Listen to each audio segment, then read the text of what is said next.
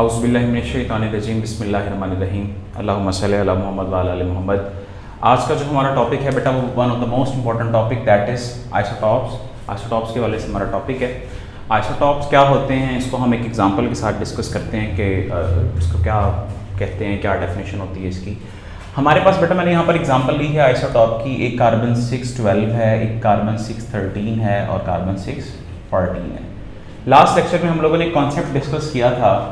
यहाँ पर अगर मैं इसको क्लियरली लिख सकूँ तो यहाँ पर हमारे पास बेटा ये एटॉमिक नंबर होता है, ये इसका मास नंबर होता है। Carbon 613 atomic number, mass number. Carbon 614 atomic number, mass number. तो बेटा हमने बात की थी, एक बात डिस्कस की थी कि जो हमारा एटॉमिक नंबर होता है, जो हमारे पास एटॉमिक नंबर होता है वह नंबर ऑफ प्रोटॉन्स होते हैं। ठीक हो गया जनाब। और हमने ये भी पढ़ा हुआ है कि जो नंबर ऑफ प्रोटॉन्स होते हैं बेटा वही नंबर ऑफ इलेक्ट्रॉन्स होते हैं किसी भी एटम के अंदर। अब यहां पर देखें इसके अंदर नंबर ऑफ प्रोटॉन कितने हैं बेटा 6, इसके अंदर भी कितने हैं 6 और इसके अंदर भी कितने हैं 6। तो हम क्या कह सकते हैं, डेफिनेशन में क्या बनाऊंगा, आइसोटॉप्स आर दो substances that have same number of protons. ठीक हो गया। उसके बाद सेम नंबर ऑफ इलेक्ट्रॉन्स, क्योंकि इसमें 6 प्रोटॉन है और 6 ही इलेक्ट्रॉन है। इसमें भी 6 प्रोटॉन है, 6 इलेक्ट्रॉन है, इसमें भी 6 प्रोटॉन है और 6 ही इलेक्ट्रॉन है। और जिसके अंदर नंबर ऑफ न्यूट्रॉन्स होते हैं वो डिफरेंट होते हैं। यानी कि अगर मैं इसमें से इसको माइनस करूं तो हमारे पास 6 आंसर आता है। अगर इसमें से इसको माइनस किया जाए तो बेटा 7 आंसर आता है। इसमें से इसको माइनस किया जाए तो बेटा 8 आंसर आता है। तो इसमें नंबर ऑफ न्यूट्रॉन्स 6 हैं, इसमें न्यूट्रॉन 7 हैं, इसमें न्यूट्रॉन्स 8 हैं। तो हम कह सकते हैं डिफरेंट नंबर ऑफ न्यूट्रॉन्स। तो हमारे पास आइसोटॉप्स के अंदर प्रोटॉन सेम होते हैं, इलेक्ट्रॉन भी सेम होते हैं, जबकि नंबर ऑफ न्यूट्रॉन जो हैं वो डिफरेंट होते हैं। इसके साथ साथ आप यहाँ पर देखें कार्बन के अंदर 6 एटॉमिक नंबर सेम होता है, लेकिन जो उसका मास नंबर होता है 12, 13, 14 ये डिफरेंट होता है। तो अगर क्वेश्चन पेपर में आ जाए what are the similarities and differences among isotopes, तो आप क्या बताएंगे, isotopes have same number of proton, same number of electron, they have same atomic number. लेकिन अगर डिफरेंसेस की बात करें तो डिफरेंट मास नंबर या फिर डिफरेंट नंबर ऑफ न्यूट्रॉन्स। तो आप ये इसमें बताएंगे आइसोटॉप्स के अंदर। अब हमारी बुक में कुछ आइसोटॉप्स दिए गए हैं। हाइड्रोजन के आइसोटॉप्स हैं, कार्बन के आइसोटॉप्स हैं, क्लोरीन के आइसोटॉप्स हैं। पहले हम इनकी फिजिकल प्रॉपर्टीज पढ़ेंगे कि हाइड्रोजन की प्रॉपर्टीज क्या होती हैं, कार्बन की क्या होती हैं, क्लोरीन की क्या होती हैं। देन हम उनके आइसोटॉप्स के हवाले से पढ़ेंगे कि कार्बन के कौन से आइसोटॉप्स होते हैं, हाइड्रोजन के कौन से होते हैं, क्लोरीन के कौन कौन से आइसोटॉप्स होते हैं। और फिर उसके बाद हम पढ़ेंगे कि अगर हाइड्रोजन के जो आइसोटॉप्स हैं उनके अंदर कितने नंबर ऑफ प्रोटॉन, कितने नंबर ऑफ इलेक्ट्रॉन, कितने नंबर ऑफ न्यूट्रॉन होते हैं, कार्बन में कितने होते हैं और क्लोरीन में कितने होते हैं। तो बेटा हम स्टार्ट करते हैं हाइड्रोजन की प्रॉपर्टी से। अगर हम हाइड्रोजन की बात करें बेटा तो हाइड्रोजन के 3 आइसोटॉप हैं बेटा, एक है प्रोटियम, एक है ड्यूट्रियम और एक होता है ट्रीटियम। हाइड्रोजन के 3 आइसोटॉप हैं H11, हाइड्रोजन 1, 2, हाइड्रोजन 1, 3। बेटा इसको बोलते हैं प्रोटियम, इसको बोलते हैं ड्यूट्रियम और इसको बोलते हैं ट्रीटियम। ऑलराइट। अगर हम प्रोटियम की प्रॉपर्टीज की बात करें तो बेटा ये कलरलेस होता है, इसका कोई टेस्ट नहीं होता और इसका कोई भी जो है वो गैस की ऑर्डर नहीं होती थी, ऑर्डरलेस गैस होती है, ऑर्डरलेस गैस। ठीक हो गया जनाब। उसके बाद हमारे पास अगर हम ड्यूट्रियम की बात करें तो ड्यूट्रियम हार्ड वाटर के अंदर प्रेजेंट होता है H2। अब ड्यूट्रियम क्या है, हार्ड वाटर क्या है, बेसिकली वो पानी वो जिससे झाग आसानी से बन सके, जिसको हम पीने के लिए इस्तेमाल कर सकते हैं, जिसको हम कुकिंग पर्पस के लिए इस्तेमाल कर सकते हैं बेटा, वो सॉफ्ट वाटर होता है। और जिस पानी को हम कुकिंग पर्पस के लिए इस्तेमाल नहीं कर सकते, हम कपड़े से वॉश नहीं कर सकते, उसे झाग से इतना से नहीं बनती, उसको हम हार्ड वाटर कहते हैं। वो पोल्यूशन की वजह से, पोल्यूटेंट्स की वजह से होता है, वो हम आगे जाके डिस्कस करेंगे। तो बेटा हार्ड वाटर के अंदर ये ड्यूट्रियम पाया जाता है, यानी कि ये वाला आइसोटॉप पाया जाता है। अब हाइड्रोजन के अगर हम आइसोटॉप्स की बात करूं, अगर मैं यहां पर ये है प्रोटियम हमारे पास, ये क्या है हमारे पास प्रोटियम, ये हमारे पास है बेटा ड्यूट्रियम और ये हमारे पास है ट्रीटियम। अब अगर प्रोटियम की बात करूं तो इसके अंदर नंबर ऑफ प्रोटॉन्स कितने हैं बेटा 1, इसके अंदर कितने हैं प्रोटॉन? 1। इसमें कितने प्रोटॉन हैं? हमारे पास 1 है। अगर प्रोटियम के अंदर मैं इलेक्ट्रॉन की बात करूं तो जितने नंबर ऑफ प्रोटॉन होते हैं उतने ही नंबर ऑफ इलेक्ट्रॉन होते हैं। तो यहाँ पे इलेक्ट्रॉन 1, यहाँ पर भी 1 और इलेक्ट्रॉन यहाँ पर भी 1 होंगे। और अगर मैं न्यूट्रॉन की बात करूं बेटा, न्यूट्रॉन्स की अगर बात की जाए तो 1 में से 1 को माइनस करें 0, इसके अंदर कोई न्यूट्रॉन नहीं होता प्रोटियम के अंदर।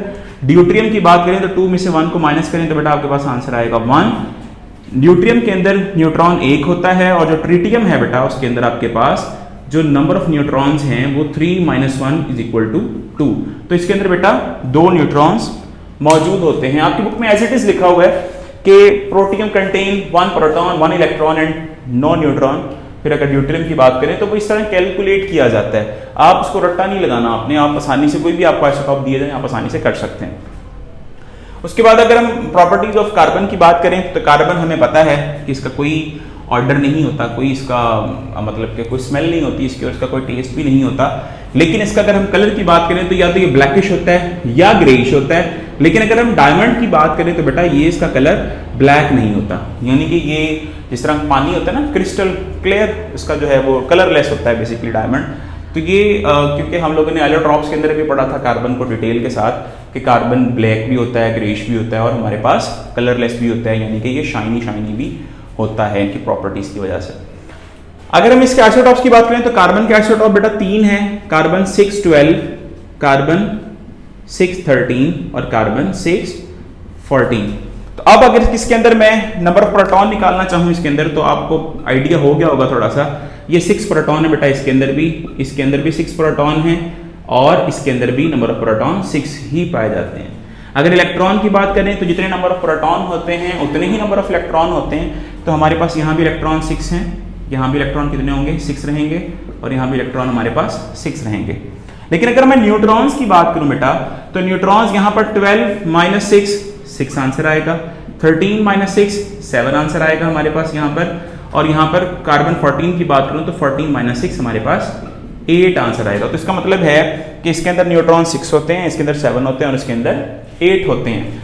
अब लास्ट पे अगर हम आए क्लोरीन, क्लोरीन के बेटा 2 आइसोटॉप होते हैं, क्लोरीन 35 और क्लोरीन 37।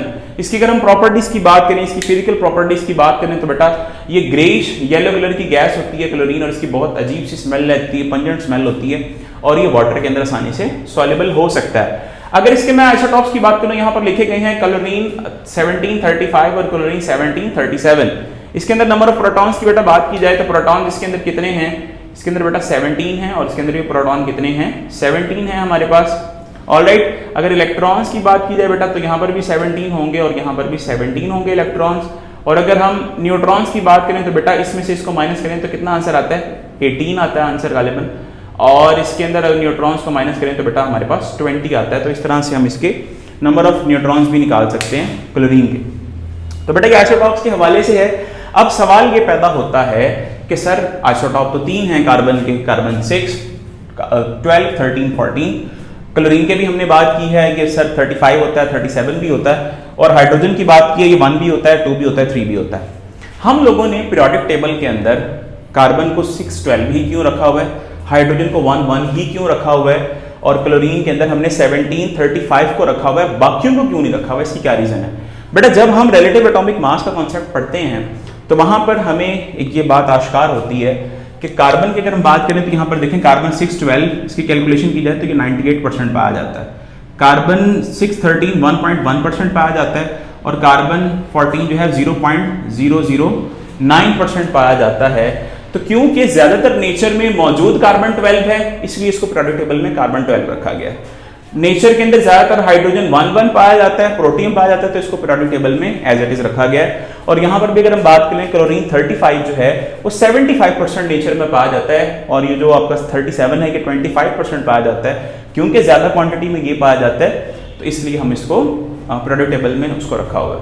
इसके अलावा एक और मैं छोटा सा कॉन्सेप्ट बता दूं, जब भी बेटा हमारे पास जब भी हम सैंपल लेते हैं कार्बन का, क्लोरीन का, हाइड्रोजन का, कार्बन का, किसी भी चीज का ले लें तो वहां पर जरूरी नहीं है कि सिर्फ कार्बन 12 होगा, कार्बन 12 भी होगा, कार्बन 13 भी होगा, कार्बन 14 भी होगा। अगर हम क्लोरीन की बात करेंगे सिर्फ क्लोरीन 35 वाली नहीं होगी, क्लोरीन 35 भी होगा, 37 भी होगा।